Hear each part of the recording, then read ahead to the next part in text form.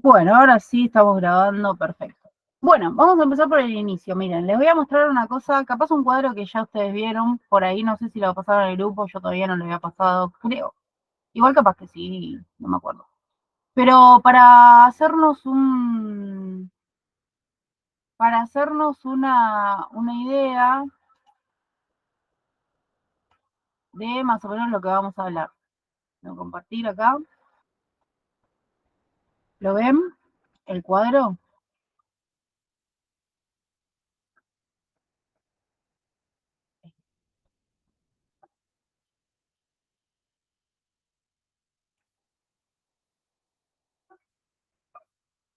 ¿Lo ven ustedes al cuadro o no?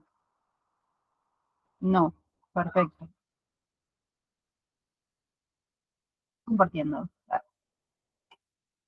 Bueno, si mi computadora no me deja, no voy a poder compartir.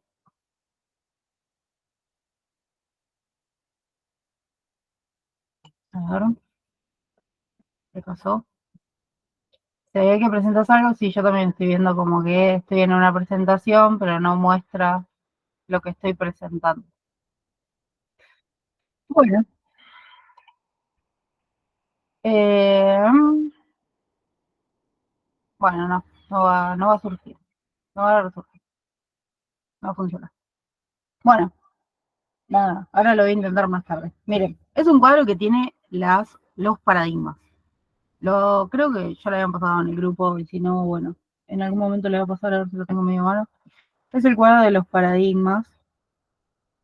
La verdad que la idea era que lo podamos ver entre todos porque, nada, es más fácil de trabajar cuando lo vemos entre todos y no que cada uno lo esté viendo, pero bueno, nada, así funciona la tecnología, chicos. Se los paso para que lo tengan en el grupo, quienes están y lo quieren ver, si no están con el celu, y bueno, y si no, no importa, lo vamos charlando, no pasa nada. Mire, vamos a hablar del principio. El tema de psicología es así. A ver, el cuadro es orientador. ¿Para qué le sirve? Porque es la base de la psicología general, ¿ok? El cuadro habla de los paradigmas. Para empezar desde un inicio, nosotros tenemos como material módulos y libros. En el libro, ustedes van a encontrar en la página, o sea, le va a marcar lo importante, ¿sí? Va, entre comillas. En la página 18 del libro, ustedes van a encontrar cómo resolver, digamos, ese cuadro. Porque yo generalmente pongo como pautas dentro del cuadro, pero no lo doy resuelto. Primero porque nada, me parece poco ético y segundo porque me parece que ustedes a medida que van leyendo lo pueden ir completando como se les cante y esa es la idea. O sea, que el cuadro sirva como base, pero que cada uno le sirva para estudiar como cada uno estudia, ¿se entiende? Pero lo podemos ir rellenando de esta manera. Miren, en la página 18 tenemos cosas importantes a saber. Podemos empezar desde el cuadro donde dice psicología general o usarlo desde ciencia. Cuando hablamos de ciencia, hablamos desde el inicio de lo que hizo Descartes, ¿sí? Hay algo que dice eh, bastante importante el libro y es que, por ejemplo, Descartes cuando hablaba de la ciencia hablaba de eh, como de lo fenológico, ¿no? De lo que se podía ver, de lo que se podía experimentar, digamos, ¿no? ¿Qué pasa con esto de la ciencia? Que deja de lado un poco esta idea de que todo era a través de Dios, ¿ok? ¿Descartes deja de lado la iglesia? No, porque si dejara esta idea de lado, la realidad es que tenía un problema en esos años, y era que lo mataban. Entonces Descartes va a hacer este trabajo de ciencia respecto al dualismo. Esto se los nombro porque ahora cuando veamos uno de los paradigmas va a tener un poco que ver con esto, ¿ok? Entonces cuando hablamos de ciencia, acá por ejemplo nos dice que podríamos decir que una ciencia es una forma de conocimiento de la realidad que se caracteriza por ser un conocimiento sistematizado. Esto nos habla de que básicamente tiene que tener como una forma de estudio, ¿sí? Un objeto de estudio y un método, ¿ok? Esto es lo que va a caracterizar. Les voy a decir una cosa en cuanto a esto. Cuando nosotros hablamos de si una psicología si la psicología en general es plural o singular, viene un poco agarrado de esto, de que la psicología es plural porque, esto lo dice en el libro igual, porque, no sé en qué hoja. La psicología es plural porque tiene o se compone de varios métodos y de varios objetos de estudio, ¿ok? Entonces, si ustedes en el parcial les llegan a hacer esa pregunta, tiene que ver con eso y por ese lado deben agarrarlo para poder responderlo. Es plural, ¿ok? Que quede bien claro eso. Bien, acá, bueno, ya les digo, el cuadro lo pueden empezar desde ciencia, que sería interesante. O sea, yo lo empecé acá por psicología general, pero lo podrían empezar desde ciencia. Ahí ya tienen la base de lo que es la ciencia.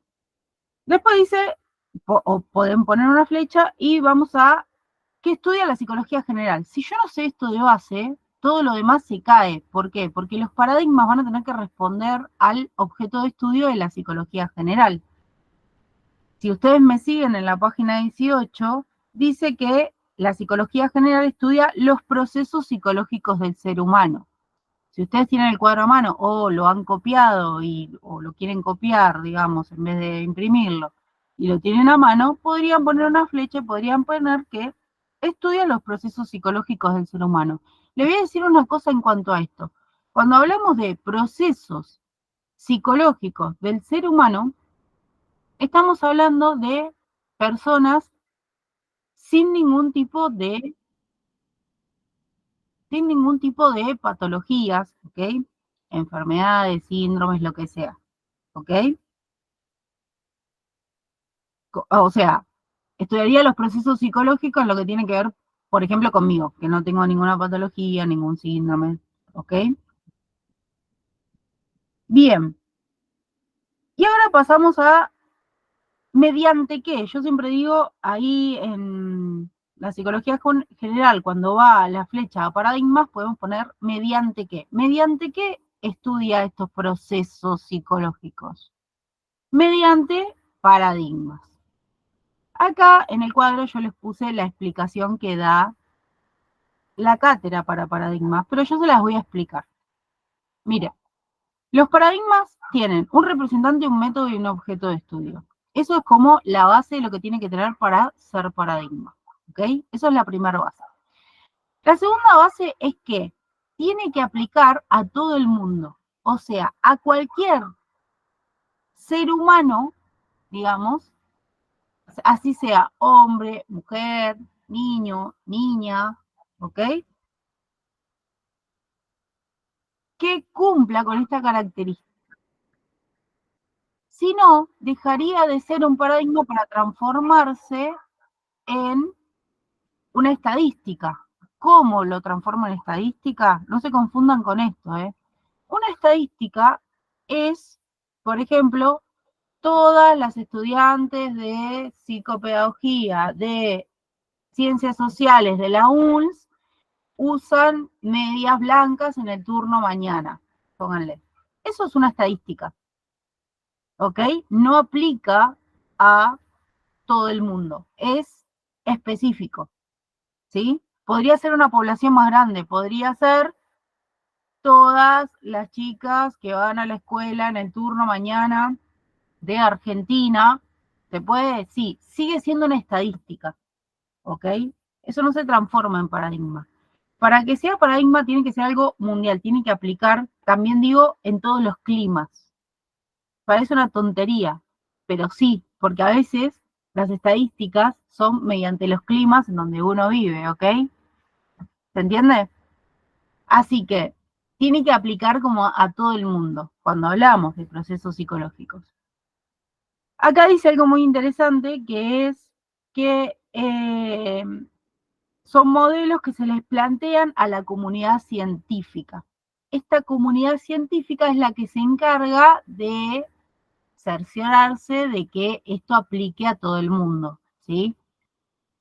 La comunidad científica, miren, les voy a dar una idea que por ahí vieron alguna vez en alguna película, puede llegar a ser, o en alguna serie, ahora que está tan de moda, no se me ocurre exactamente cuál en este momento, pero tipo capaz que lo vieron en alguna película o en alguna serie, que es que, ¿vieron cuando se presenta, por ejemplo, los médicos? Es muy común ver en películas o series de médicos que se presenta, por ejemplo, una vacuna nueva, se descubrió, digamos, cómo combatir X enfermedad y se presenta a todas unas personas que están sentadas ahí que son otros médicos. Aguardamos un se le comparte a los otros médicos que están ahí. ¿Se entiende? Esos otros médicos son médicos experimentados y generalmente vienen de todo el mundo a ver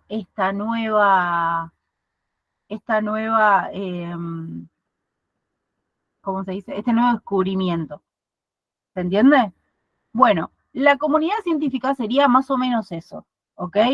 Personas experimentadas de todo el mundo, o las más calificadas de todo el mundo, que nada, se ocupan de eso, de estudiar que esto se aplique, de ver las bases, el objeto al que está determinado, el método que se utiliza para poder estudiar y demás. ¿Está bien? A ver si me queda algo por explicarle respecto a eso. Universalmente reconocida lo que acabo de decir que tiene que aplicar a todo el mundo. Que durante cierto tiempo proporciona modelos y problemas de solución. Le voy a decir esto, cuando dice cierto tiempo, miren, la realidad es que los paradigmas en sociales son vigentes durante mucho tiempo. Acá se toma lo que dijo Kuhn respecto a los paradigmas. Pero en sociales suelen ser vigentes los paradigmas y suelen convivir entre sí, no suelen terminarse. Por ejemplo, en las ciencias exactas no puede pasar que si 2 más 2 más 4 y yo descubro que 2 más 2 más 5 y eso empieza como a generarse, digamos, un movimiento respecto a eso, y se descubre que realmente 2 y 2 más da 5, va a dejar obsoleto que 2 más 2 de 4, ¿ok? En las ciencias exactas es distinto. Por ejemplo, en las ciencias naturales, en las matemáticas, bueno, lo que tiene que ver con las ciencias exactas en sí, no conviven los paradigmas. O sea, es uno o es el otro. Acá no, en las ciencias sociales no. Solemos encontrarnos con multiplicidad de paradigmas que además se transforman en discursos que uno puede utilizar a la hora de llevar adelante sus trabajos, ¿sí? Eso lo van a ir viendo más adelante, tal vez, en la carrera. Y también ustedes se van a posicionar respecto a eso, cuál les gustaría utilizar más, o qué sé yo. Bien, hasta acá vamos explicando el cuadro. ¿Qué tengo de acá en adelante? Los 5 paradigmas. Tengo el paradigma de la conciencia, el paradigma de la conducta, el inconsciente, el cognitivismo y el constructivismo. ¿Ok? Cada uno tiene un objeto y un método de estudio, como bien habíamos dicho. Parece que estuviera repitiéndolo, pero ¿saben qué? Acento esto del método y el objeto, porque si yo los mezclo, o si no me lo acuerdo, dejo de tener la base del paradigma. Y eso es muy importante. ¿Ok? Bien. Respecto a esto, vamos a hablar de Wundt y el paradigma de la conciencia. Les voy a decir una cosa. Si ustedes van al módulo, ¿sí? Van a encontrarse con el texto de... Banquenme que quiero encontrar el texto. No sé si tengo las mismas hojas. Yo le voy a tirar en donde me aparece a mí. Tengo actualizado el módulo, pero no de este cuatrimestre, sino el cuatripasado. Espero que lo tengamos en la misma hoja. Si nos encontramos con el texto del conductismo. Yo lo tengo en la página 35 del módulo. ¿Sí? Cuando hablamos de Wundt acá, ¿por qué ustedes van a decirme, pero qué tiene que ver el texto del conductismo? Bueno, quienes lo han leído se darán cuenta que voy a apuntar. Porque acá nos habla bastante esta idea de Wundt. ¿Vieron que yo les había hablado del dualismo? ¿Sí? Lo que va a decir acá Watson es que el conductismo se va a separar del paradigma de la conciencia porque el paradigma de la conciencia se va a basar en estudiar, como bien lo dice, la conciencia, pero fíjense que hay algo curioso que dice acá, que dice que cambió la conciencia, la palabra conciencia, perdón, la palabra alma por conciencia. Página 36 dice, el camino de la solución, su psicología se ha regido soberana hasta nuestros días. Es necesariamente transacción, hasta nuestros días quiere decir hasta los días de él, ahora vamos a hablar de eso. Es necesaria de transacción. Sustituyó el término alma por conciencia. Lo que nos quiere decir es que Wundt se mantenía más o menos en este camino que había planteado Descartes, de lo cual acá Watson nos va a hablar respecto a esto de Descartes.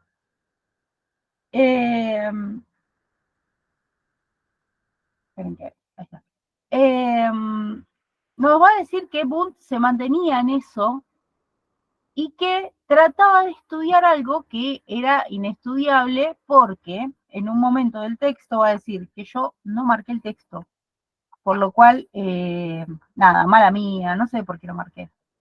Pero nada, me interesaba mucho esto de que decía en un momento que el alma no se puede meter como en frasco, como que no se puede observar, no se puede observar. Entonces es inestudiable de alguna manera.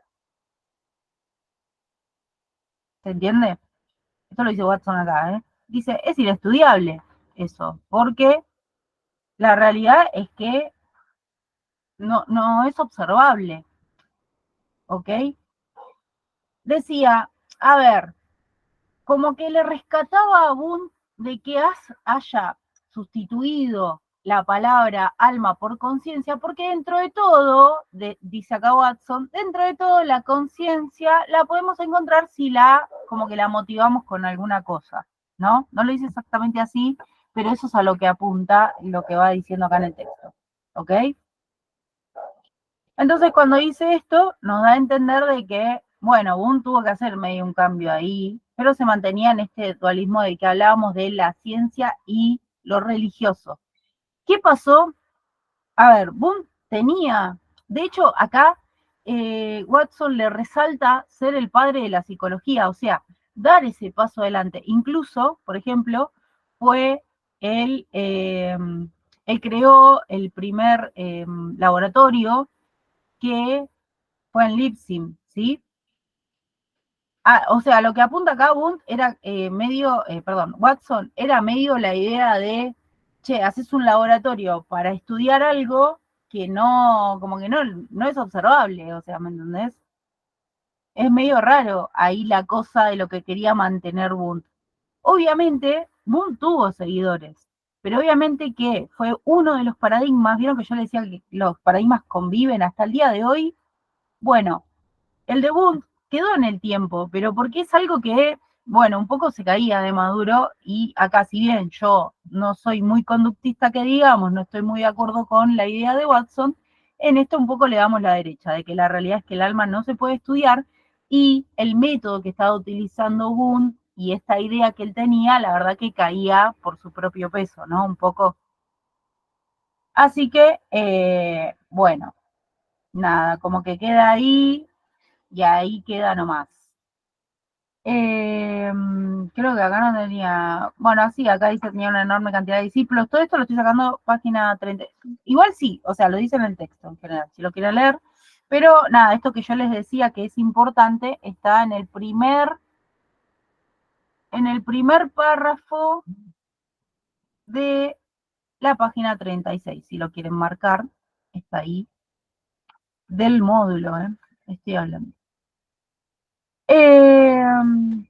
Nada, respecto a esto, nos habla de Boone y su idea de la conciencia. Algo contenido de la conciencia. Bueno, Respecto a esto voy a volver a algo que ya les había dicho. A ver, ¿por qué lo estudiamos? Primero porque es una base de la psicología, un paradigma que si bien quedó en el tiempo, es una base de la psicología. Y recuerdan que habíamos hablado de que la psicología general estudia los procesos psicológicos del ser humano, por lo cual la realidad que haber ajustado esta idea de conciencia en Boone nos da esta idea de tener como una base de querer estudiar un poco estos procesos psicológicos del ser humano en sí. ¿Saben qué?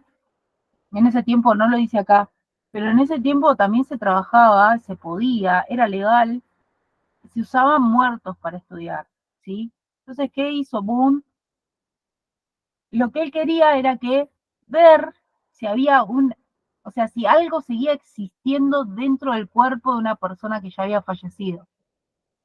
¿Se entiende? O sea, que esta idea religiosa que tenía era que el alma como que se expiraba y que le daba vida, que es algo muy religioso, ¿eh? De hecho, los que son católicos o si son de otras religiones deben más o menos tener esta idea de que como que le daba cierta vida, cierta espíritu a la persona y eso era lo que lo hacía de alguna manera. Esto no lo dice acá, pero bueno, lo he estudiado. Si pregunta por los antecedentes de la psicología, hablamos de Boom o de antes de Boom. Mira, si preguntan por los antecedentes de la psicología, habla de Boom. O sea, de cómo él inicia el camino. De hecho, ahí, no sé si en el libro me parece que está todo el camino que él hace respecto a eso. Porque antes de Boone, la realidad es que son los afluentes que crean a la psicología, por ejemplo, la sociología, la filosofía, ¿se entiende? Todo eso que en realidad, por ejemplo, la filosofía es la base de toda la ciencia, porque de hecho Descartes, Hume, que son representantes de ese movimiento, digamos, científico, la realidad es que eran más sociólogos que otra cosa. Entonces, la realidad es que son un poco los afluentes respecto a eso. La psicología como base por el comienzo, sí, por el comienzo de la ciencia, por el comienzo de la psicología. Vamos a empezar por ahí. Dos comienzos tenemos. Comienzo de la ciencia, las bases de la funda de Descartes. Comienzo de la psicología, como bien lo dice, como bien lo dice Watson, como bien lo vemos en las clases, comienzo de la psicología, el camino empieza de la mano de Boone. Bien, igual anda anotando, Rosana, lo que pusiste acá, pero aclaranos si es el comienzo de la psicología o el comienzo de la ciencia, para que no nos confundamos. Bien, yo sigo, ¿eh? Mientras tanto, ahora después leemos lo que nos pongas. Nada, paradigma de la conducta. Paradigma de la conducta, ya nos metemos con Watson, ¿ok? ¿Qué pasa acá? Miren, respecto a Watson, lo que va a hacer es ya decir, che, mira, esto no sirve, o sea, la psicología del momento, como, che, esto no tiene ni pie ni cabeza. Acá lo que hay que estudiar es lo observable. Lo de Watson es directamente un estudio más eh, experimental, ¿ok? Se puede observar, se puede ver, ¿no? Las bases las tenemos en el texto, dice, eh, miren,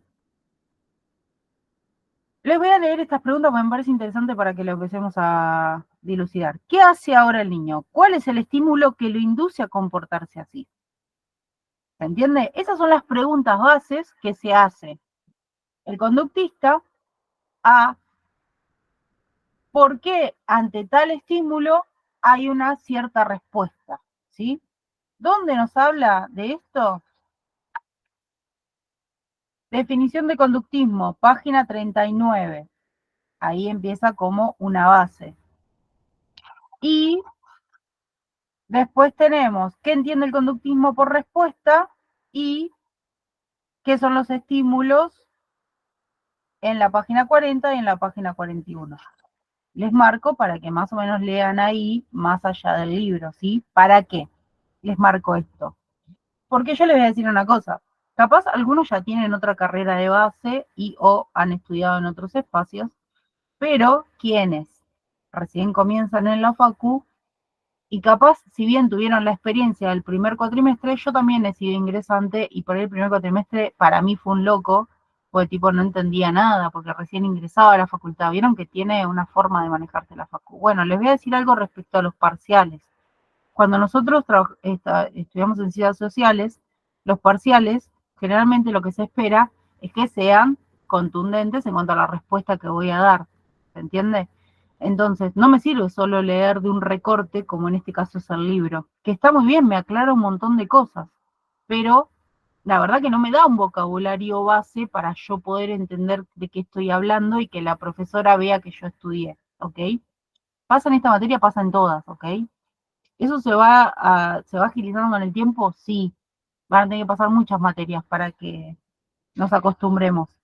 Pero mientras tanto podemos hacer este ejercicio de leer y por ahí ir medio contestando, che, ¿qué sería el conductismo? Medio contestándome a mí misma, ¿qué sería el conductismo? Escribirlo en una hoja, eso ya me hace un cierto resumen, ¿ok? Por eso les marco acá donde más o menos pueden ir buscando. Les voy a decir algo respecto a esto del conductismo. Acá dice que no, o sea, deja de lado esta idea que Wundt venía trayendo y hace como un costado y una idea diferente en cuanto a lo observable. ¿Okay? Entonces, por ejemplo, tenemos la idea de, como base van a tener a Pavlov, ¿sí? Va a venir una idea así, Pavlov, Watson, Skinner. ¿Por qué vienen en fila estos representantes? Porque Watson va a tomar una idea que ya venía estudiando Pavlov y Skinner va a tomar la idea de Watson. Entonces, en realidad van en fila. Les voy a decir una cosa. Watson toma de Pavlov esta idea de estímulo-respuesta mediante el estudio que hizo Pavlov con el tema del perro y cómo babea y la carne. Si no lo vieron, se lo cuento rápidamente, que tiene que ver con esto. Perro, ve la carne, babea, le sacan la carne, le hacen ruido con una campana. Los ruidos ustedes saben que a los animales les hace mal. El perro ladra, ladra, ladra, ladra, ladra. Perfecto. Sacan sacan la campana. Ponen carne y hacen sonar la campana. El perro babea.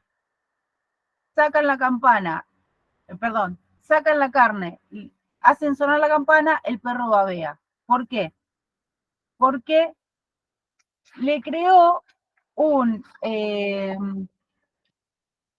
una reacción respecto a eso que va a suceder. ¿No les pasa a ustedes? A mí me pasa mucho con mi gatita que si le hago sonar la lata, ya sabe que le estoy por poner comida en su platito, ¿sí? Eso es muy conductista, la realidad, ¿sí? De hecho, por ejemplo, lo hacemos con los bebés, ¿no? Mucho conductismo. De hecho, en la educación se utiliza bastante este tema del conductismo, ¿sí? Hoy en día está en auge otra cosa, pero bueno, más o menos el tema del conductismo se utiliza mucho, pero les voy a decir una cosa respecto a esto. ¿Qué pasaba respecto al conductismo? Es que lo que se creía era que mediante hacer ciertas acciones se podía cambiar la conducta de una persona. ¿Se entiende? No es muy difícil igual esto. O sea, les voy a dar un ejemplo de un bebé. Es bastante. Los inicios de la psicología tenían que ver mucho con esto, eran bastante crueles. Eh, Se pone un bebé frente a un televisor, se le muestra imágenes divertidas, cancioncita, qué sé yo. Perfecto. Se le pone una música fuerte, llora.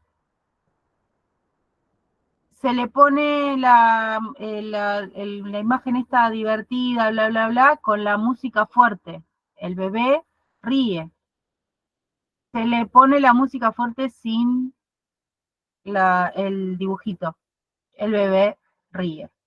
¿Cambió la conducta? Sí. Recuerdan que antes con la música fea lloraba y cambia a eso. Bueno, ese es como el objetivo, digamos, de alguna manera, del conductismo.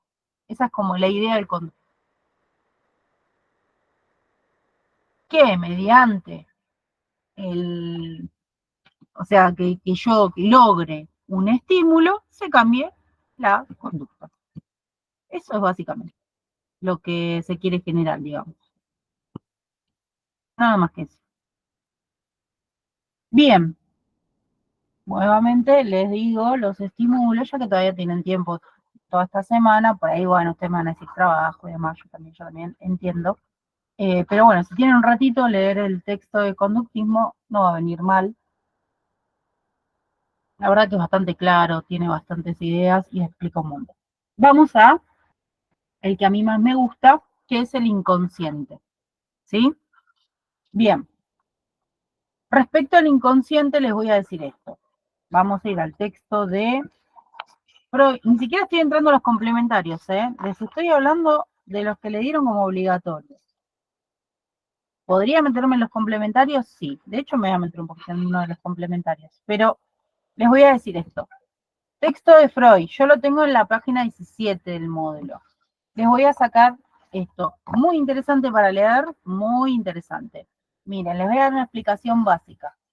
¿Qué hace Freud? Si vamos al texto de Watson, él va a decir que en Viena ya se estaba gestando esta idea y este movimiento del psicoanálisis. Lo que hace Freud no es muy difícil. Piensa en algo un poco bastante fácil, que es que en realidad no lo piensa, ahora lo vamos a ver, pero él dice, se gesta otra cosa. Sí, el fenómeno de la época es estudiar la conciencia, entonces él va a decir, che, pero pará, hay cosas por las que se mueven por otra cosa que no tiene que ver con la conciencia y no lo piensa mucho y le pone inconsciente, ¿sí? Como inconsciencia. La verdad, no la piensa demasiado, la hace re fácil y le pone lo contrario a eso, ¿ok? Mira, les voy a decir una cosa, les voy a leer directo el módulo para que ustedes vean que está aquí todo y voy a usar uno de los complementarios, lo voy a buscar en este momento, así ya les digo. ¿Estoy pasando o qué? ¿Qué estoy haciendo? Bueno, en el texto de la página 17, que es las 5 conferencias de Freud, va a decir, si constituye un mérito haber dado nacimiento al psicoanálisis, este mérito no es mío.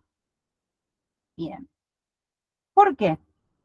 Porque ya venía estudiando Breuer esta idea. De hecho, es Breuer quien lo lleva a Freud a trabajar con el caso que da nacimiento al psicoanálisis, que es el caso de Ana, que es el que se cuenta acá, ¿sí? En este texto.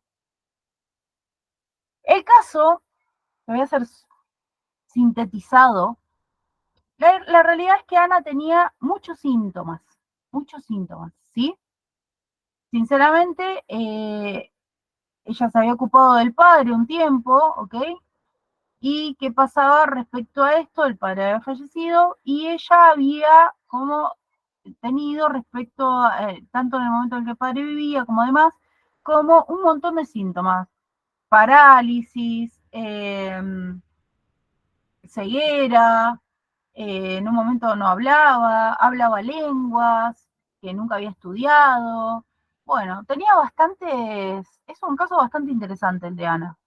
Este caso lo venía estudiando Breuer, pero Breuer lo venía estudiando respecto a lo que es el hipnotismo, ¿sí? Que era algo que venía muy en la época, ¿no? De hecho, por ejemplo, Watson en su texto habla un poco esto de la magia, de la idea, ¿no? Que se venía trabajando también en la época. Y la verdad que el hipnotismo, Freud se da cuenta que no servía de mucho, porque ¿qué pasaba con el hipnotismo? Cuando la persona volvía en sí, o sea, primero que no todas las personas pueden ser hipnotizadas, ¿ok? No todas las personas pueden ser hipnotizadas. se hacía una entrada al inconsciente, digamos, entre comillas, en ese momento, se podía hacer una entrada al inconsciente. Lo que pasa es que cuando la persona se despertaba, se olvidaba de lo que habían hablado, por lo cual no le servía como cura. ¿Se entiende? Esto es lo que va descubriendo Freud. En esta época empieza a escribir respecto a esto que él venía trabajando. Crea la primera tópica, que es consciente, inconsciente, preconsciente,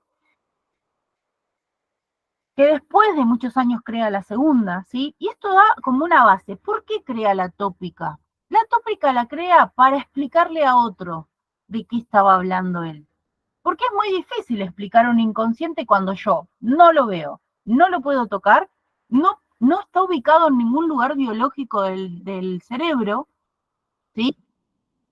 Eso está en el libro o en el módulo. El caso de Ana está en el módulo. Creo que en el libro está toda la explicación respecto a inconsciente en cuanto al paradigma del inconsciente, que está en la página 27, ¿ok? Ahí vas a tener todo la explicación esta que estoy dando yo, que voy a irme echando con lo del módulo. El caso de Ana es un caso que está en el módulo, en la página 17, como bien dije, que es el texto de Freud. Respecto a esto les decía... Cintia, Sí, sí, discúlpame que te interrumpa, antes que no pasa continúes, nada. ahí es donde viene, dale, donde viene mi equivocación a la hora de abarcar esto. Viste que cuando estamos hablando del paradigma del inconsciente y llegamos a la parte de sexualidad que habla sobre la pulsión, el líquido y el deseo, yo ahí me perdí, porque después cuando voy digamos, yo explico hasta ahí, pero viste que todo lo que vos vas a mencionar lo tenés que explicar, si no, no lo tenés que decir directamente. Eso lo aprendí en la antropología al menos. Entonces yo, Sí. ¿qué hago? Yo digo, bueno, digo, por ejemplo, sobre pulsión, sobre deseo y sobre líbido, pero no lo habla acá en el psicoanálisis de este paradigma, sino que lo va a mencionar en el capítulo 3 de lo que es motivación y afectividad. Entonces ahí yo no sé cómo seguir la explicación en el paradigma. No sé si me entendés lo que te Mira, quiero decir. sí, sí. Sobre la ¿Sabes qué? libido, ¿eh? Sí, sobre deseo, libido y pulsión. ¿Sabes qué? Ahora iba a entrar en Sí. eso porque, mira, les iba a decir que la realidad es que como que la base del psicoanálisis es el deseo. Yo sé que es medio dificultoso lo que voy a decir, capaz tendríamos que tener como un estudio más profundo del psicoanálisis, ¿ok? Respecto a lo que voy a decir, pero voy a tratar de ser clara para ustedes.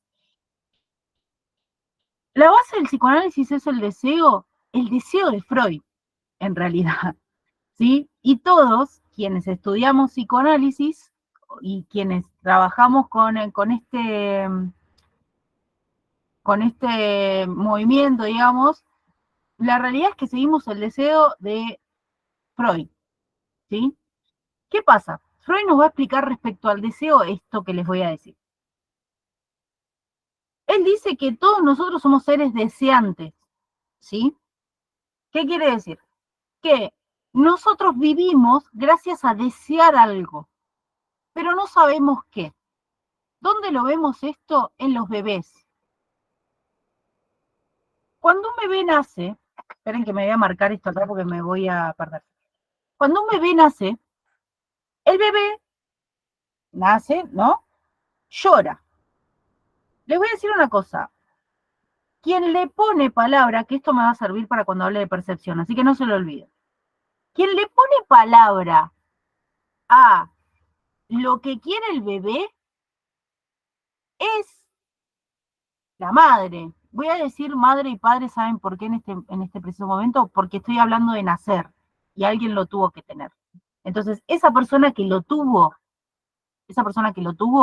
es quien le pone el deseo al bebé, o sea, le pone la palabra, ¿ok? Y el lenguaje es cultural. El bebé llora en nuestra cultura Y lo primero que va a decir la persona que tuvo ese bebé es, tiene hambre, y lo enchufa al pecho. El bebé, de parte del bebé, lo que siente es una molestia en la panza, sinceramente. Capaz que ni siquiera tiene hambre, capaz tiene frío. Siente una molestia en su cuerpo, ¿ok? Siente una molestia en su cuerpo. Vino una persona, la persona que lo tuvo, y lo enchufó al pecho. Este bebé, que ya nace con el instinto de succionar, aprende a succionar y cuando le sale leche se da cuenta de que eso lo satisface, ¿ok? Cuando el bebé se satisface, es cuando dice, si yo lloro, me dan esto. ¿Se entiende? El bebé cuando nace es puro ello, eso lo vamos a hablar después, porque ahora les estaba hablando de la primera tópica y los voy a confundir. Pero ténganlo en cuenta ahí, ténganlo marcadito. Es puro deseo, ¿sí? Entonces el bebé va a empezar a llorar por todo. Cada vez que tenga una molestia, va a llorar porque va a tener alguien que va a responder a eso y que le está poniendo palabras todo el tiempo. Pero el bebé lo único que siente es una molestia. Solo siente una molestia. De hecho, si ustedes le ponen el dedo al bebé, lo que hace es succionar. ¿Saben lo que va a suceder? Va a succionar un rato y cuando se dé cuenta que eso no lo satisface, o sea, que sigue teniendo esa molestia en la panza, va a llorar de nuevo, ¿ok? Como diciendo, che, pero no está pidiendo de comer, solo tiene una molestia, ¿ok? No se da cuenta si es frío, hambre, sueño, no se da cuenta, no tiene especificado eso. ¿Quién le pone la palabra frío, hambre, sueño? Quienes cumplan la función materna o la función paterna. Son los otros que les ponen ese coso. ¿Qué pasa? ¿Se satisface el bebé? No. Les voy a decir esto. El bebé, lo dormí, ¿no? Ay, se durmió, lo voy a acostar en la cunita. Lo apoyé. ¡Ah! Es bebé, no tonto. O sea, tiene, no sé, quiere sentir el calor de la otra persona. De hecho, esto es más biológico lo que voy a decir, que no tiene que ver mucho con el paradigma, pero dicen que los bebés como que sienten, o sea, el olor de la madre en sí, se manejan un poco por eso. Por eso cuando se los acuesta, bla, bla, bla, o se los deja, como que llora. Quiere estar a UPA, ¿ok? Quiere que lo sostengan en los brazos, quiere hacer eso, ¿se entiende? Y Sí, o duerme sea por que el deseo, naturaleza, como forma o biológica. sea, o sea que el deseo es del bebé, no es de la madre. Ahí es donde yo me confundo. Cuando habla de deseo y pulsión y líbido, estamos hablando siempre del bebé acá. No estamos hablando del... La Me confundo realidad con el es segundo que paradigma. el deseo el deseo es personal, pero también el deseo del otro. La madre desea que el bebé nunca deje de tomar el pecho, porque lo quiere Ok, tener siempre para sí. Quienes sean madres acá van a saber que podemos llegar a tener 30 años y mamá va a querer que sigamos siendo los bebés que éramos cuando. ¿Por qué? Ya nos estamos metiendo en otra cosa. Te lo voy a explicar, pero ese es el narcisismo de la madre. Muy bien, Luisana, sí, tiene que ver con eso. Creo que el deseo de ambos, sí, sí, sí. El deseo de la madre también. El deseo es personal y el deseo es de la madre. Ahora voy a explicar el deseo de la madre y ahora les explico por qué también es nuestro, o sea, nuestro propio deseo interno. El deseo de la madre tiene que ver con el hecho de que el bebé la complementa. Nosotros somos seres, esto lo dice el psicoanálisis, ¿no? Nosotros somos seres barrados. Lo que quiere decir es que somos seres incompletos, ¿sí? Entonces la madre cree que ese bebé la va a complementar, entonces la hace suya. El bebé, como es puro ello y todavía no tiene conformado la psiquis, la realidad es que siente que mamá y él, o quien cumple la función materna, son una sola persona. O sea que el pecho él lo siente de él y lo puede utilizar cuando se le cante. ¿Se entiende? ¿Qué pasa? En eso quedan en esa en ese conjunto la madre y el bebé. Por eso es necesario luego que se vaya conformando de alguna manera el psiquismo, ¿sí? Que el bebé vaya, para que todos nosotros podamos despegarnos de esa idea, nosotros tuvimos que tener como una conformación, que alguien recorte, exacto, que nosotros tuvimos que tener una conformación del psiquismo, ¿ok? ¿Cómo tuvimos que tener una conformación del psiquismo? ¿Quién diablos me está llamando? ¿Cómo tuvimos que tener una conformación del psiquismo? Mediante pasado cierto tiempo, se va conformando el yo, se va conformando el super yo, ¿sí? En la función paterna entra en la conformación del super yo, que es la ley, ¿sí? Bien. Respecto al deseo de cada uno de nosotros, es lo que nos mantiene vivos. Fíjense esto, nosotros decimos, le voy a decir algo cotidiano, para no irnos re a la mierda. Algo cotidiano, sale un nuevo celular. Nosotros sentimos que el celular que tenemos ya nos queda viejo. Queremos uno nuevo. Trabajamos, bla, bla, bla, laburamos, vamos juntando la platita, nos compramos el celu nuevo. Cuando yo me compré ese celu nuevo, sale otro celu, ¿sí? O sale la PlayStation Wanchanguen, cualquier, y ya quiero otra cosa. Y ese celu ya me quedó como obsoleto.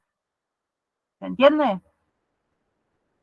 Esto se lo digo con objetos. Imagínense con las cosas de la vida, por ejemplo, el hecho de pedirle al otro, por ejemplo, cosas, ¿no?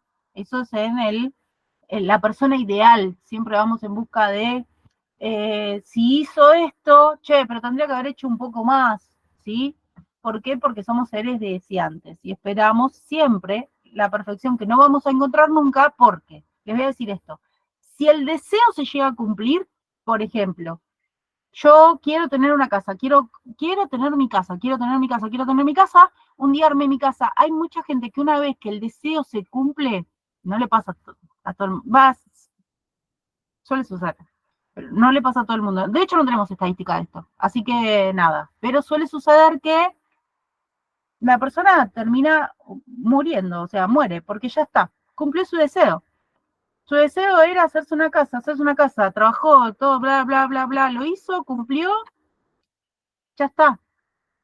Es como lo que más o menos nos mantiene un poco vivos, ser seres deseantes, todo el tiempo, ¿ok?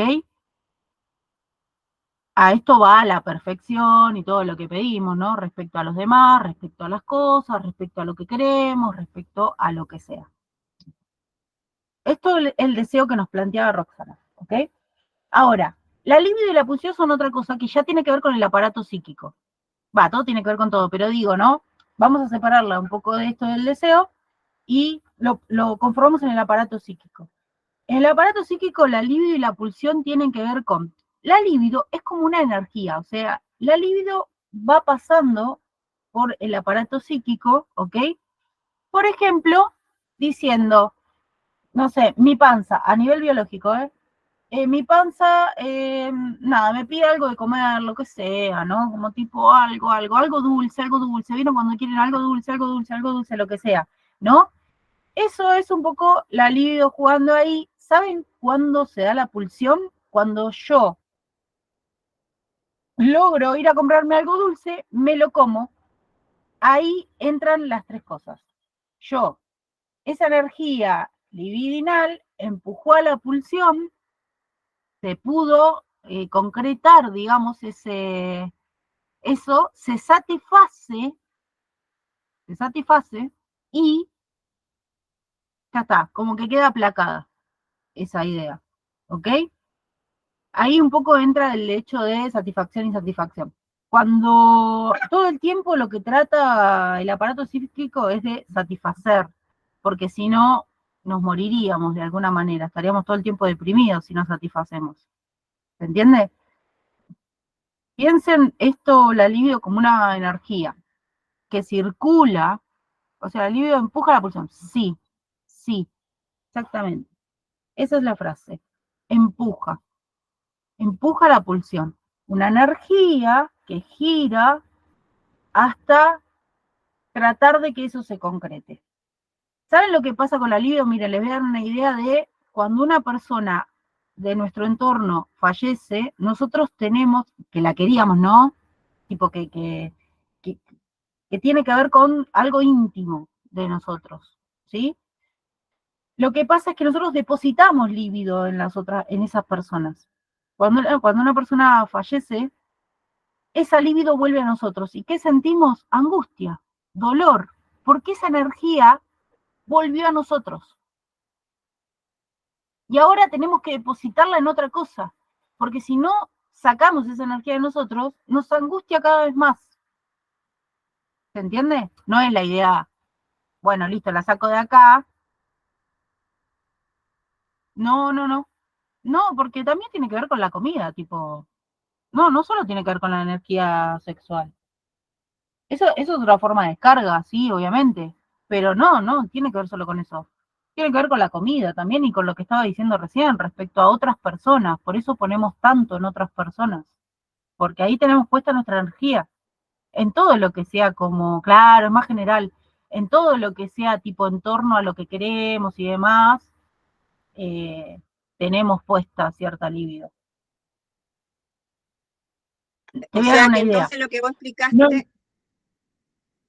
no, que o sea que sí, lo que explicaste decime. ahora del líbido está referido a eso, no está referido a lo sexual como yo me venía confundiendo en motivación. Bueno, lo sexual tiene que ver con eso, una descarga de energía también, ¿no? Tipo, me gusta alguien, tengo sexo, descarga de energía. Eh, Tiene que ver con eso. La libido O sea tiene que que vos ver con decís que, que, decime no, que te Rosa. decía que entonces cuando, por ejemplo, si nos toca el paradigma del inconsciente y llego a ese momento, yo comienzo a explicar sobre el deseo, la pulsión y el libido como vos venías explicando. Y cuando llego al libido, ahí es donde yo digo, ¿para dónde voy? ¿Para dónde, cómo lo explico? Me voy hacia el líbido de como lo veo yo en motivación cuando habla del ello, el yo y el super yo y empieza a explicar desde ahí. Ahí es donde yo me vengo perdiendo con el líbido. No, explica solo líbido, no te vayas a ello, yo, super yo, todo eso. O sea, en el caso de que tengas que explicar el paradigma, lo vas a tener que explicar como aparato psíquico al ello, yo, super yo. O sea, como segunda tópica Sí, que conforma el sí, aparato psíquico en general, y sí, van a tener que explicar la primera y la segunda tópica, porque la realidad es que eso es lo que utiliza Freud para explicar el inconsciente a la comunidad científica, que encima lo trataron de re claro. loco cuando lo explicó. Él lo, ¿sabés qué lo hace? Mira, les voy a dar una idea. Si alguien acá sabe de electricidad, él lo muestra como si fuera un coso eléctrico. Si alguien sabe de electricidad, esto de cuando ponemos las lamparitas, ¿vieron? Cuando se hace ese esquemita de las lamparitas y demás por donde pasa la energía, él hizo un esquema parecido a eso. Para quienes no sepan de electricidad, de lo que estoy hablando es un simple cuadrito. Es un cuadrito que lo que tiene son resistencias y la energía y demás, y él decía, bueno, por esto pasa como esta energía que yo les decía la libido, qué sé yo, al aparato psíquico que lo conformaba en ese cuadrito. Lo trataron de loco, obviamente. Pero él explica, o sea, las tópicas las usa como base para poder explicar el inconsciente, porque si no, ¿cómo explicaba lo que estaba hablando? Entonces dice, lo tengo que apoyar en algo. Así que cuando explican el inconsciente, además de que tiene que ver con esto de que todo el inconsciente se basa en la paradigma en sí, el inconsciente presenta, a ver, voy a leerlo bien este mensaje. El inconsciente presenta lo oculto y reprimido por la conciencia, pero el preconsciente, ¿cuál sería su definición? Tiene 50. Eh, el preconsciente es la ley, por ejemplo, cultural que nosotros tenemos, ¿sí? Por ejemplo, nosotros sabemos que no podemos matar a una persona, no podemos matar a una persona. Eso está en nuestro preconsciente. Te voy a dar una idea que no existe, porque nada existe en el inconsciente, pero que sí la podemos tener en cuenta. Dense una idea de que tengo esto derecho, no lo van a ver. Tengo esto de forma derecha. Pónganle que el inconsciente está acá atrás, el preconsciente en el medio, con la conciencia en la que tiene relación con el exterior, ¿ok? Entonces, viene el inconsciente y dice, che, ¿vieron esto de que a veces uno se enoja mucho con una persona y dice, ¿a este lo mataría? ¿Qué me detiene a no matarlo? Si yo tuviera un pasaje de inconsciente, igual el más salvaje es el yo, pero en este caso, pónganle, si yo tuviera un pasaje directo de inconsciente a conciencia, lo mato. Tengo que tener en el medio algo que más o menos me diga, no, che, pará. O hay cosas que no la filtra, o sea, la filtra el preconsciente. Che, esta idea no estaba buena. No, no la vamos a dejar salir a la conciencia, ¿ok? No lo vamos a llevar en acción ni se lo vamos a llevar a pensar, ¿ok? Pero tiene que haber algo que me detenga. Una cosa es la ley cultural en este caso, ¿no? Que yo tengo que no puedo matar a una persona, o no debería. Pulsión e instinto. Bueno, esto mira, tiene que ver con los animales. Los animales tienen instinto y las personas tenemos pulsión. Te voy a explicar esto. La pulsión no tiene objeto. Esto ténganlo en cuenta. El instinto tiene objeto. ¿Cómo es? Por ejemplo, el animal sobrevive en este mundo. Sabe que debe comer para no morirse y debe reproducirse para que su raza siga existiendo. ¿Ok? Instinto. Un ejemplo de instinto son las abejas o las hormigas. Fíjense cómo las hormigas trabajan, ¿sí? Y si nosotros las observamos bien, van todas en filitas y todas saben lo que tienen que hacer. Y nadie les está diciendo hagan esto. El ser humano, aunque ustedes no crean, de hecho, podemos verlo en la política. Podemos verlo en la política. Si no, todos iríamos para el mismo lado y diríamos, che, vamos todos para allá. ¿Se entiende? Porque esto nos va a hacer un bien, no sé, para comer mejor. Y sin embargo, existe la diversidad, porque la pulsión no tiene objeto. Sin embargo, el instinto sí. El instinto dice, tenemos que hacer esto para poder sobrevivir. Las abejas, por ejemplo, las abejas, viene la que fue a buscar, para que ustedes sepan cómo se manejan las abejas, es un grupo va y sale a explorar el espacio. Encuentra polen, viene, busca a las otras y le dice, che, allá y lo que tenemos que ir a buscar. Van, obvio que no se lo dicen con palabras, ¿no? Van a buscar, pero nunca se conoció una abeja que fuera y les mintiera a su compañera como chiste. No existe. Que venga y le diga, che, allá y las hace ir al pedo. Porque además la matan.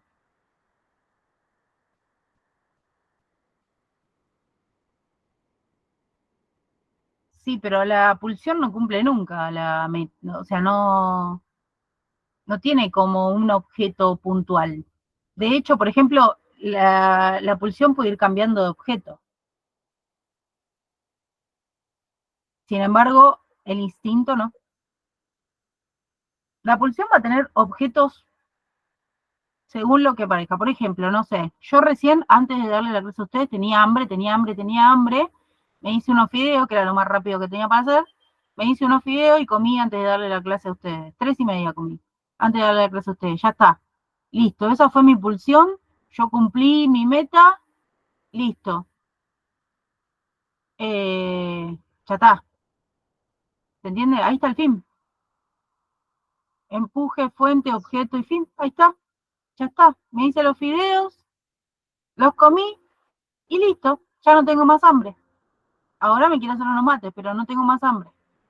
¿Se entiende? Ahí cumplió la pulsión, el objetivo, ahora tiene otro objetivo, tomar mate. Sin embargo, los animales no tienen eso. Los animales es, incluso, por ejemplo, las hormigas que guardan para el invierno y demás, están, sin embargo, los seres humanos no tenemos eso. No, no, por lo menos en el inconsciente no. O sea, en el paradigma del inconsciente no. El instinto es animal. O sea, primitivo animal. No, no, no hay forma de que ahí está la diferencia principal entre instinto y gozo. Vieron que lleva tiempo el inconsciente. Igual no se hagan tanta bola, o sea, traten, miren, les doy una idea, háganse ustedes una respuesta de qué responderían si le preguntan sobre el paradigma del inconsciente antes de ir al parcial. Así pueden concretar y no irse por las ramas cuando vayan al parcial. Capaz de los demás, no sé, si no tienen tiempo, no, pero sí les recomiendo del inconsciente hacerse una respuesta de más o menos unos 10 renglones, 15 renglones, 20 renglones, aunque no se acuerden todo, de qué contestarían del inconsciente para que más o menos cierre una respuesta si van al parcial, para no irse por las ramas después, si les llega a tocar ese paradigma. Bueno, nada, ¿qué les iba a decir? Ah, bueno, que nada, no les quiero seguir metiendo ideas, pero en lo que tienen de complemento hay otro texto de Freud que habla de Breuer, y acá, perdón, que habla de Charcot, y acá habla de que Charcot hace un trabajo con las histéricas, ¿sí? Que Freud también trabaja ahí con Charcot. De hecho, por ejemplo, para él, Breuer y Charcot fueron sus maestros, ¿sí? Nada, si lo quieren leer, si tienen tiempo, si les interesa, eso sería como la base del psicoanálisis en Freud. Freud es el representante del psicoanálisis porque lo inventa, sí, lo termina inventando, pero él dice, yo tuve afluentes de otras personas, ¿ok? Es algo que se venía trabajando y yo lo único que hice fue unir esa idea y trabajar en ese camino. Más o menos esta es lo que nos dice. Bien, estaba pensando que por ahí podía pasar por el grupo alguna definición de pulsión más cerrada, de líbido, tengo por ahí, estaba pensando así. Nos vamos al paradigma cognitivista. El cognitivista tiene que ver con algo más simple, que es la idea de que la mente, ya esto tiene que ver con algo más biológico, la mente, de que la mente trabaja como una computadora. Hay algo que sí voy a tomar de acá del libro, porque si no me apoyo en eso siempre me olvido cómo es, del cognitivista, porque tiene 3 ramas. Yo siempre me las confundo. La fundacional, el conexionismo, esto está en la página 39, y la cultural. La fundacional es la meramente basada en la idea de que la mente funciona como una computadora, hardware y software. Hardware y software, ¿ok? Nada, el hardware tiene que ver con, hardware es no, la cosa de Estados Unidos, la Universidad de Estados Unidos. El hardware tiene que ver con, por ejemplo, la carcasa de la computadora, no sé, el mouse, ¿sí? Y el software tiene que ver con los programas que se utilizan dentro de la computadora, ¿ok? Entonces, ¿para qué nos sirve? ¿Por qué habla de esto, este paradigma? Bueno, porque acá nos habla de la idea de cómo se introducen, por ejemplo, las ideas a la mente, de alguna manera, utilizando como un procesamiento en cuanto a lo que va a pasar. A ver, miren, les voy a dar una idea. El hardware va a ser el cerebro, ¿ok? ¿Qué pasa? El cerebro va a tener memoria, como pasa en las computadoras, ¿ok? Entonces, cuando yo tenga que accionar, voy a accionar mediante eso que ya tengo. La memoria va a ser el software, ¿sí? Entonces, yo voy a dar respuesta mediante eso que ya tengo en la cabeza, ¿ok? Por eso hoy día está tan en auge esta idea de lo cognitivo-conductual, porque más o menos, si ustedes lo piensan, va un poquito de la mano esta idea de que yo ya tengo algo incorporado, para lo cual acciono, ¿ok? Nada, eso tiene que ver con lo fundacional. El conexionismo ya tiene que ver con la relación entre los procesamientos y las conexiones neuronales. Y miren, yo con la biología no me llevo mucho, pero para que se den una idea, sí sé lo que son las neuronas, ¿ok? Entonces lo que hace el conexionismo es decir que va a conectar una idea con otra, ¿sí? Ya se trabaja de otra manera en lo que tiene que ver con el procesamiento mental. Y la cultural tiene que ver con la incorporación de la cultura a eso que yo ya tengo en la mente. ¿Se va entendiendo? No es muy difícil. El fundacional tiene que ver con el mero hecho de pensar a Como el una cerebro computadora. como una computadora. O sea, yo tengo una memoria donde tengo guardadas cosas y acciono mediante eso.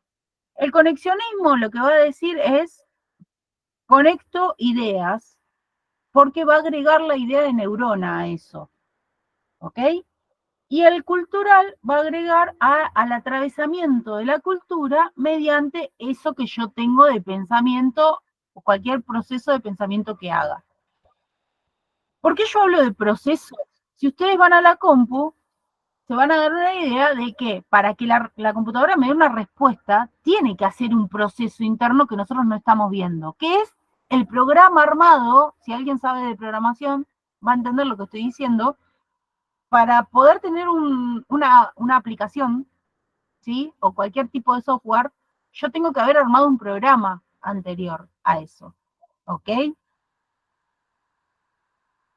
Ese programa es el que hace el procesamiento para que el software me devuelva una respuesta Trabajo en la psicología respecto a eso, cultural de idiomas y ¿ok? aspectos culturales. ¿Se entiende lo que estoy diciendo? Si alguien no lo entiende, dígamelo porque es el momento. Por eso yo hablo de procesamiento, porque funciona como en la compu. Cuando hablo de atravesamiento cultural, tiene que ver con que nosotros vamos a devolver, sí, puedo repetir, ok. Vamos a empezar, ¿lo podrías explicar otra vez? Sí, sí, puedo. Miren, vamos a la fundacional. Cognitivismo, cognitivismo, ¿ok? El cognitivismo tiene que ver con que la mente es trabaja como una computadora, ¿ok? Lo que nosotros tenemos como computadora o celular, es lo mismo. Cualquier tipo de dispositivo, trabaja como un dispositivo. Los dispositivos tienen dentro de sí software, que son los que nosotros utilizamos. De hecho, esto está funcionando mediante eso y ha sido programado. Esto ténganlo en cuenta, ha sido programado. Tienen un software y obviamente que la computadora tiene una carcasa, yo utilizo mouse, qué sé yo, no sé, si le ponemos cosita, agregamos cosita, todo eso es el hardware, ¿ok? Este hardware para la idea del cognitivismo es el cerebro, o sea, tiene que ver con algo biológico, ¿ok? Bien, el fundacional va a tener que ver con el arraigamiento a esa idea, que el cerebro es como una computadora y trabaja igual. ¿Cuál es el software de esa computadora? La memoria. ¿Ok? Yo tengo cosas guardadas en la memoria. Bien. ¿Esa memoria cómo se hizo? Vieron que yo les decía que los software se tienen que programar. Bueno, esa memoria se fue llenando a lo largo del tiempo de cosas que yo he aprendido. La fundacional. ¿Qué le agrega el conexionismo, el otro cognitivo conexionista? ¿Qué le agrega? La idea de que puedo aprender cosas mediante también la conexión de las neuronas, ¿sí? Por eso es conexionismo. O sea, que yo ahora no solo tengo la memoria, sino que además tengo esta conexión de las neuronas para poder aprender ciertas otras cosas, o sea que tengo una base, dice.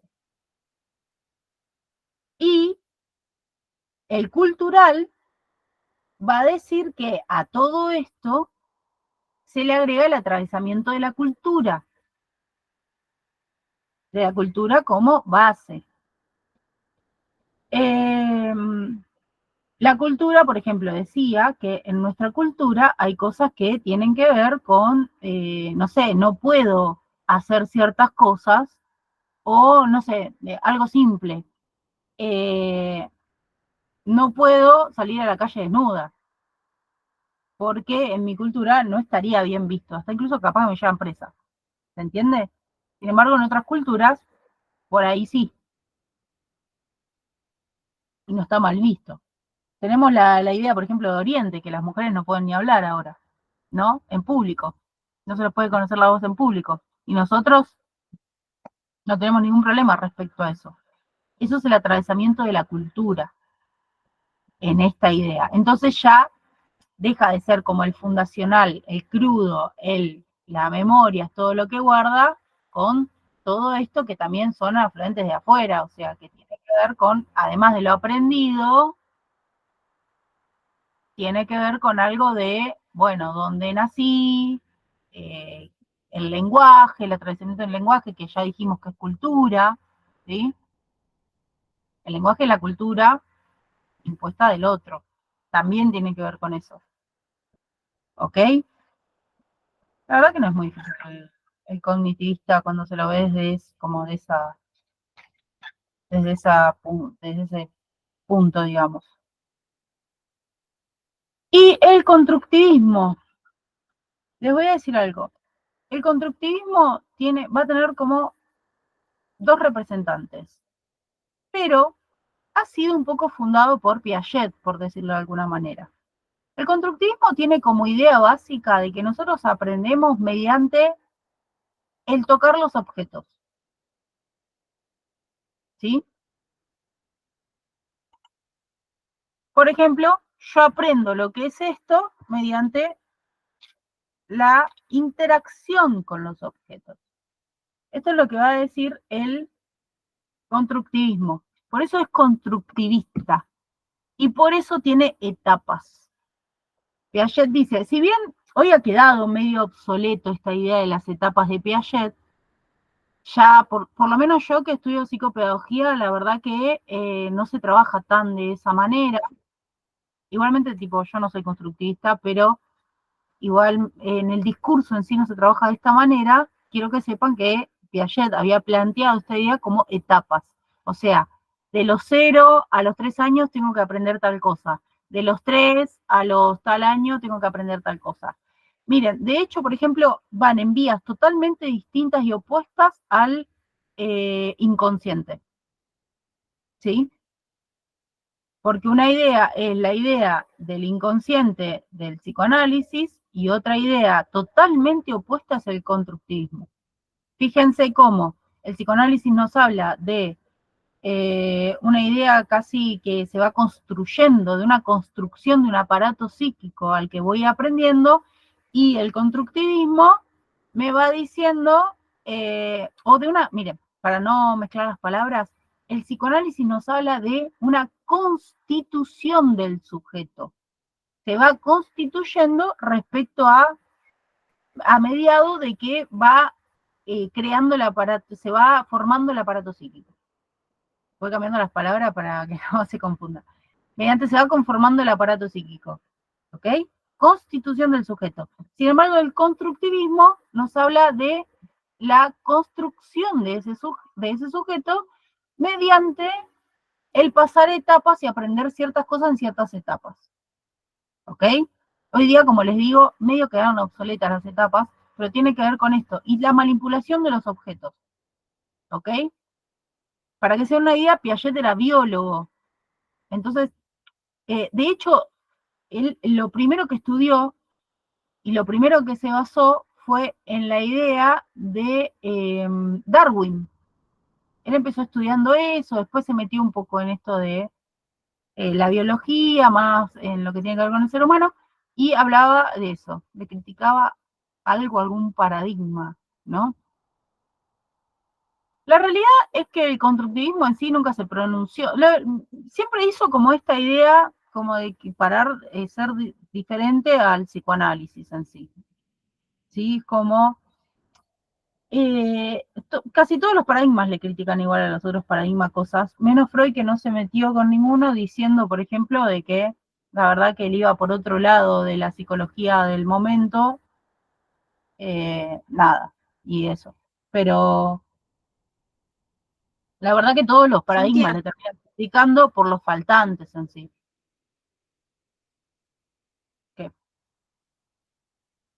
Que cuando habla de clínico o como dice, clínico crítico en el método de estudio, eso no entendí yo.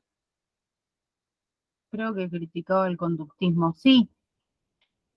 La realidad es que, mira, hoy día el conductismo tiene mucho que ver con lo... No tiene tanto, pero no se meta mucho en la crítica en sí, porque, ¿saben lo que pasa? Que el constructivismo, miren, vamos a armarlo desde este punto. El constructivismo en sí no cree en esto de, no cree en esto de, el cognitivismo es el otro paradigma. El constructivismo en sí no cree mucho en esto de que el cambio de conducta venga a partir de que yo le ponga un estímulo eh, a la otra persona. El constructivismo lo que va a decir en sí es que esa persona en cierto tiempo va a aprender ciertas cosas mediante la manipulación de objetos, de ciertos objetos que puede manipular a partir de conocer, y va conociendo cada vez más. Por ejemplo, hay algo que pasa en el colegio, miren, para que se den una idea, que es cuando pasamos de usar lápiz a lapicera. La verdad que, sinceramente, es pasar de un lápiz a una tinta, no, no. Pero sin embargo, eh, es una idea de que ya nosotros manipulamos el lápiz y nos damos cuenta que sirve para escribir, por lo cual cuando agarramos la lapicera nos damos cuenta que sirve para escribir porque ya manipulamos anteriormente el lápiz. Entonces nos damos cuenta de que más o menos tiene la misma correlación de idea, viene de ese punto, o sea, yo puedo escribir con eso porque tiene una tinta, y después todo lo que tenga tinta yo sé que me puede servir para escribir, porque ya manipulé un objeto respecto a eso. Entonces eso pasa por el estado de madurez con el que puedo manipular ciertas cosas, además de la mano y tantas otras cosas biológicas. Vygotsky lo que aporta a eso, que es luego lo que va a tomar Brunner, y hasta ahí quiero llegar, que Vygotsky lo que va a decir es, pero pará, porque estamos atravesados por la cultura también de eso, porque un objeto no es lo mismo un objeto en el occidente que en el oriente. Puede utilizarse para diferentes cosas. Entonces, según donde yo además hay culturas en las que existen ciertas cosas que en otra cultura no. Y les voy a dar un ejemplo que es, por ejemplo, la manipulación de los palillos para comer, como lo usan chinos, japoneses, coreanos y bueno, toda esa parte. Y la verdad, yo no puedo comer con esa cosa. Y hay muchas comidas que nosotros comemos que no las podemos comer con esos palillos. ¿Se entiende? ¿Por qué? Porque comemos hasta distinto. Entonces tiene que ver un poco con la manipulación del objeto mediante la cultura. ¿Ok? Brunner, que es representante del cognitivismo cultural, va a tomar como base esto que dice Vygotsky. Va a tomar como base eso que dice Vygotsky. Y ahí es donde Brunner se transforma un poco en cognitivista constructivista. ¿Sí? Porque si bien es cognitivista, toma esta idea de la cultura, ¿sí?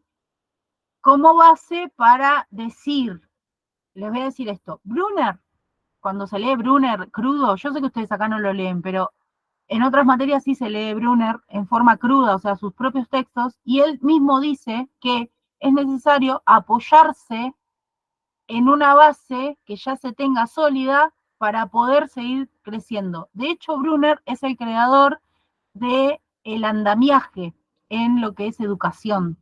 O sea, acompañar la educación, eso es el andamiaje, acompañar al educando en eso que va aprendiendo, mediante construir bases. ¿Se entendió? Miren, si lo tengo que repetir, no sé lo que dije. Luego se puede hablar de... Sí, paren, paren que terminamos con los paradigmas y ya no metemos con percepción. Chicos, no, no, no importa, no importa. No me pidas perdón. Igualmente es muy de la época que estemos acelerados, no pasa nada. De hecho, vieron que en el grupo pasa mucho también, esta cosa de vamos ya, vamos ahora, vamos que vamos. Pasa mucho, es la época en la que estamos. Hasta acá vamos, es importante el concepto del formato de Brunner. No, no, pero sí lo expliqué porque tiene que ver con, es representante en el cognitivismo, fíjate en este cognitivismo que yo les decía, el cognitivismo cultural, ahí es representante Brunner, y la base es la base de Vygotsky. Él estudia a Piaget y Vygotsky para tomar esta base para el cognitivismo. ¿Ok? Pero después lo que yo dije de andamiaje, más, si no lo quieren poner, no lo pongo. Yo se los explico para que ustedes entiendan más o menos cómo va la cosa, ¿ok? Yo hago de todo mientras estoy dando la clase. Voy a desatar esto. Permitir. Pues el formato de Brunner. ¿Qué tema? ¿Cómo lo habré explicado? Brunner lo que toma. Claro, exactamente. A ver qué dice Tobías, que no termino de leer acá.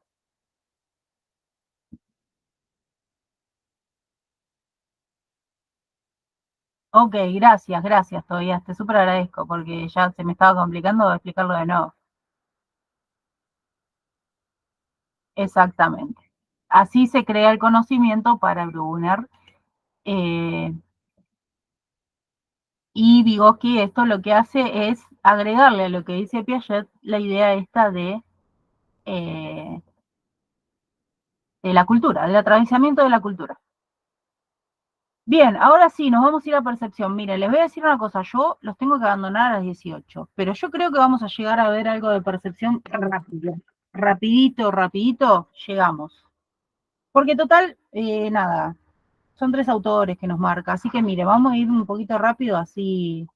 No es que los voy a dejar sin la información, ¿eh? Les voy a dar la información, pero yo creo que voy a llegar en este tiempo hasta las 18. Miren, respecto a el tema de, paren que paso acá en el módulo a percepción, tenemos 3 autores que se ven ahí, que es Freud, Merleau-Ponty y Guzmán, ¿sí? Vamos a empezar por Guzmán, que es la más rápida, podemos decir, la más fácil. Vamos a empezar por Guzmán.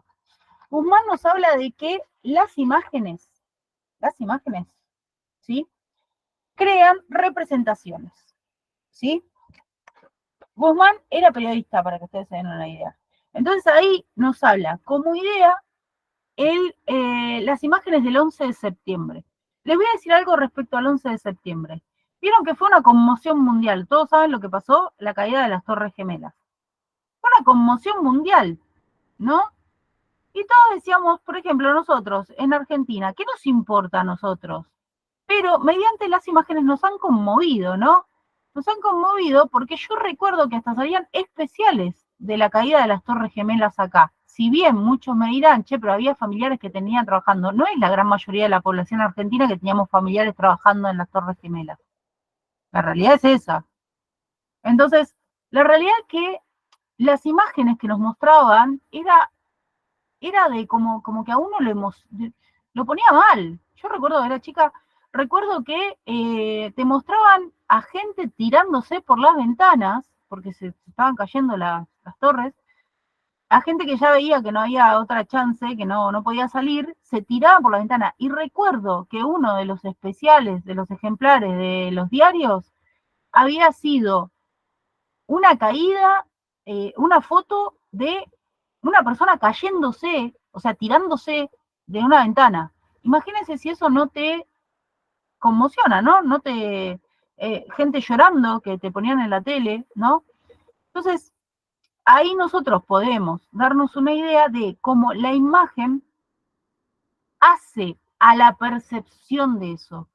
De golpe se transformó en una cosa mundial de algo que a nosotros, la verdad que ni nos tocaba de cerca, por lo menos a mí no, yo no tenía familiares trabajando ahí.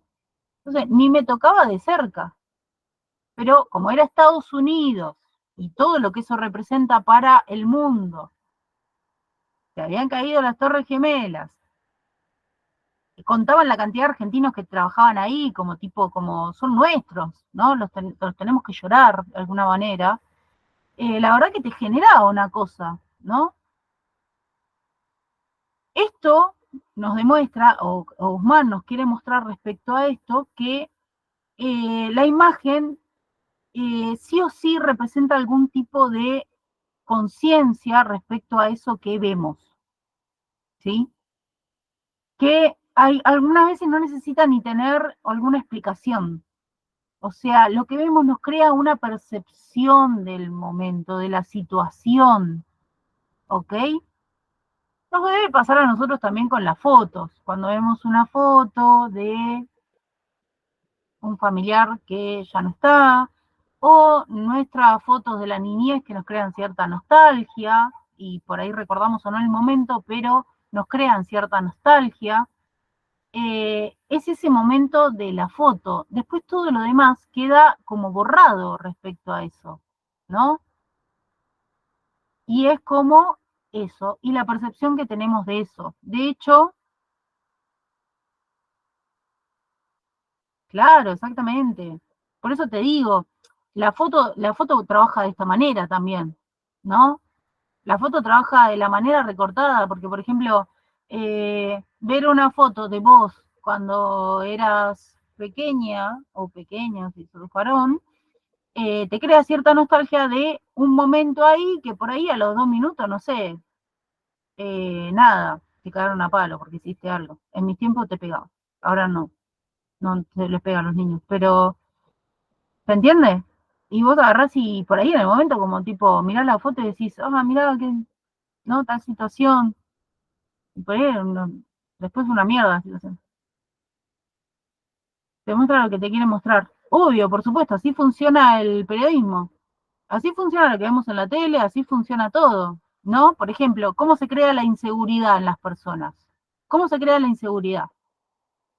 Te voy a decir cómo se crea la inseguridad. Mirá, el periodismo dice, hay, hoy hubo más robos que ayer, y te muestran 300.000 robos en moto, gileras, de, no sé, de ayer, de hoy, y te dicen, están saliendo las motos gileras, bla, bla, bla. Vos escuchás una moto y chau, y te querés esconder vos. Escondés todo lo que tenés del celular, ya los tirás a una casa para que no te lo roben. Y vos, viste, y la escuchaste nomás a la moto. Eso es una percepción. Es crear una percepción. Ves 2 personas en moto, ya pensás que te van a robar. ¿Por qué? Porque lo ves todo el tiempo en el periodismo. Y la gente habla de eso. Eh, Miren, les voy a dar un ejemplo de la facultad. Un ejemplo de la facultad es este, que le han robado a compañeros y compañeras saliendo de la facultad, es real. ¿Hubo robos? Sí, es verdad eso, pero no hubo la cantidad de robos con la conmoción que se crea eso, en realidad. Pero si, por ejemplo, en el periodismo empieza a salir que cuando vos salís a las 10 de la noche en Camino de Cintura o en Juan 23 te afanan, la gente va a empezar a crear un pánico respecto a eso. ¿Ok? ¿Qué tiene que ver esto con la foto? No sé, le sacan una foto justo cuando le roban a una persona y la ponen en las paredes de la facultad. Chau, todo el mundo cree que eso es lo que sucede a la noche realmente, y entonces me empiezo a anotar a la tarde al colegio, a la facultad, porque no quiero ir a la noche porque me roban, porque le robaron a ese. ¿Se entiende? Y así funciona la política, así funciona todo. Es lo que hacen las noticias viejas, es lo que hace la política en general. ¿Se entiende? Por eso por ejemplo, tipo, para hablar mal de Milei, se pone una foto de Milei gritando en la tapa de lo que se va a hablar abajo. Para hablar mal de Alberto Fernández, se pone una foto de Alberto Fernández donde esté serio, con cara de malo, ¿no? Con las noticias actuales, digo. Para hablar de, no sé, de Cristina, según el coso que la levante, si está a favor, va a poner una foto donde ella está hermosa y donde se ve espléndida y sonriendo, y si está en contra, va a poner una foto de ella gritando y, no sé, con los pelos, porque la dio el viento, con los pelos revoloteados. Paren un poco, ahora voy. Esperen, chicos, estamos hablando de a poco, vamos a llegar a todos. Aguanten. Eh, pero sí, aparte, ¿cómo hago? ¿Cómo hago para dar todo junto?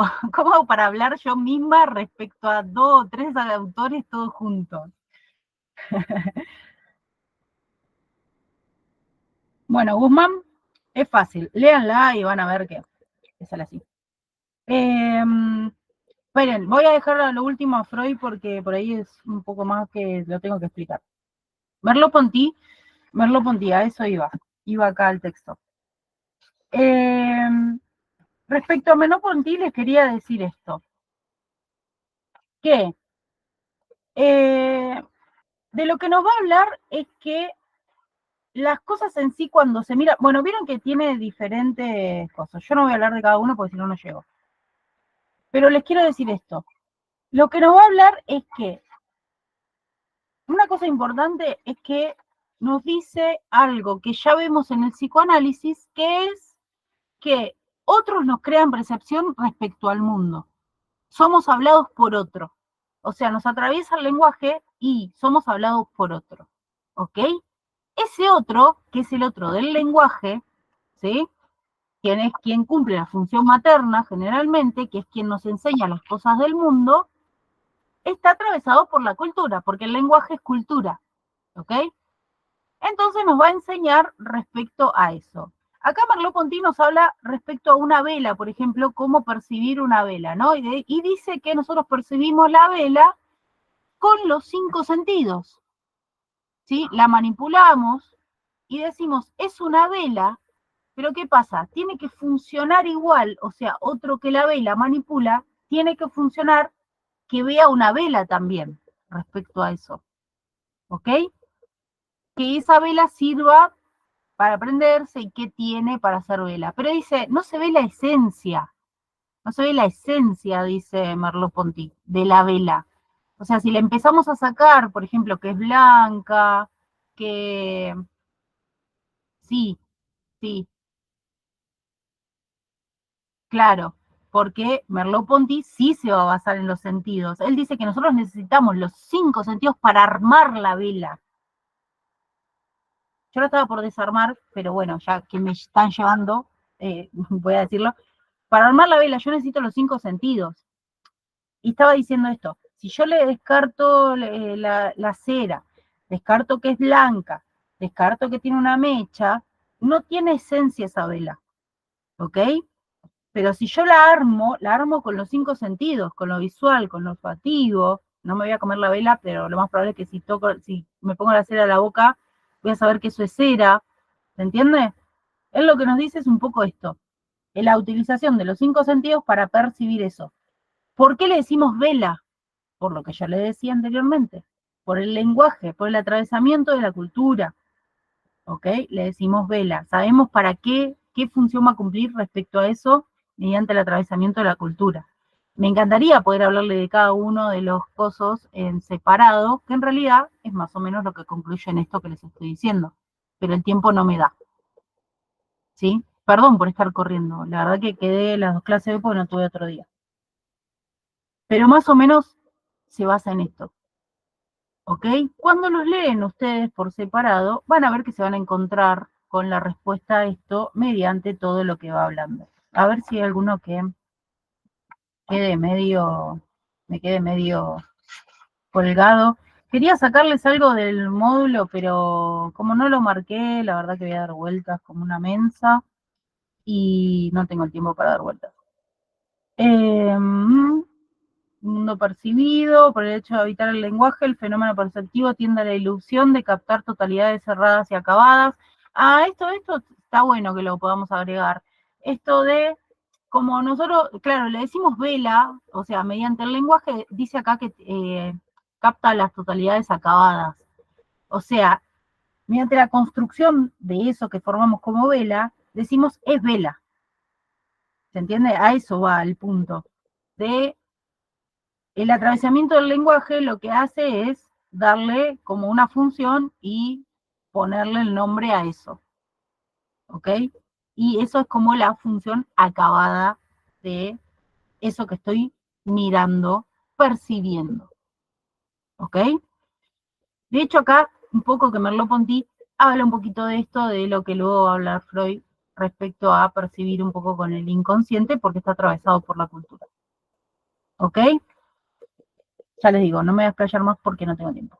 Y si no, me quedo colgado con Freud, que esto yo vi el otro día que en el grupo lo preguntaron, por ahí es un poquito más difícil de entender, yo no creo que sea tan difícil porque recién hablamos de psicoanálisis que ustedes lo van a entender muy fácil.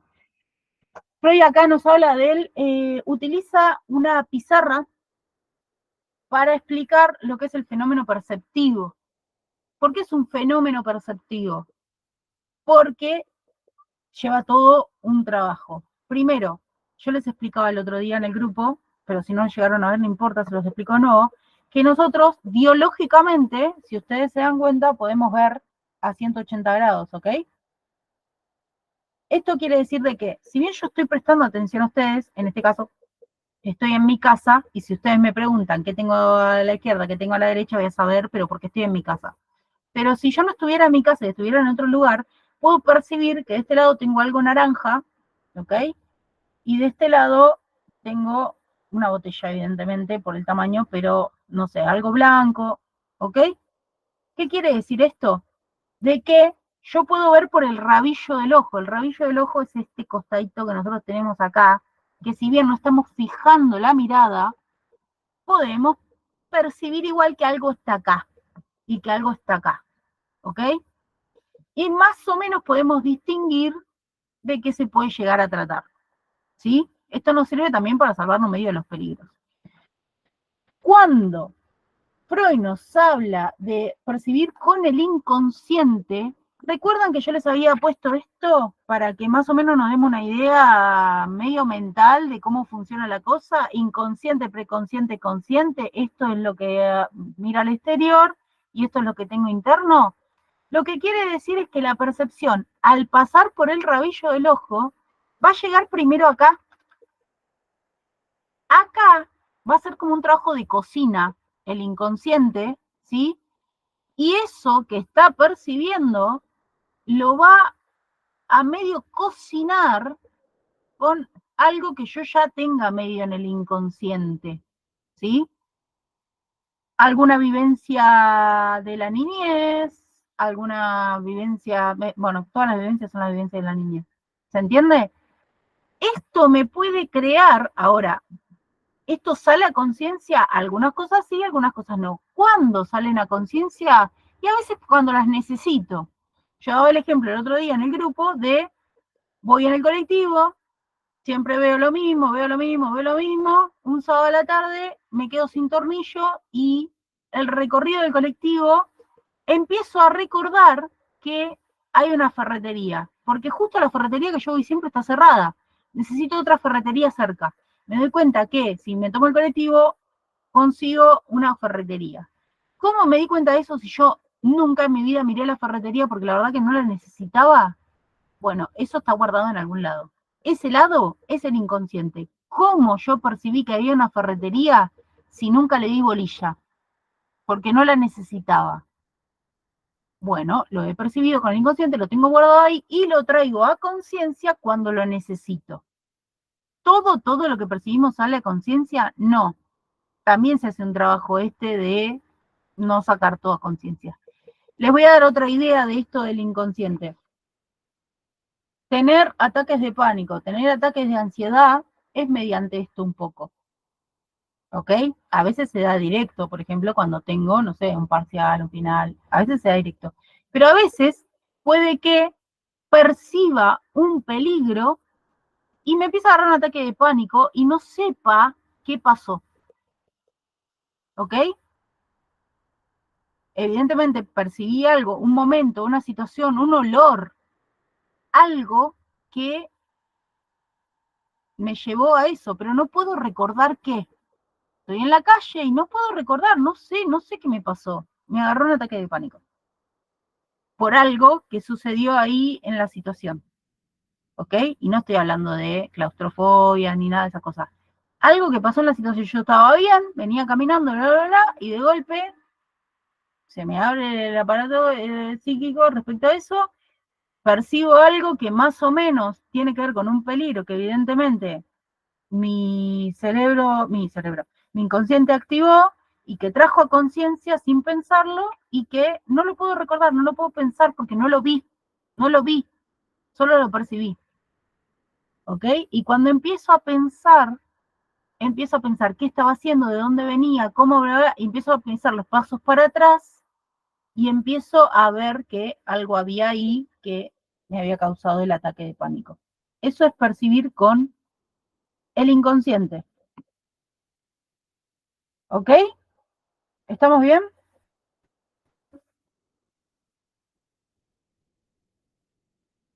¿Entendimos? Llegué justo a las 6. Nada, eso.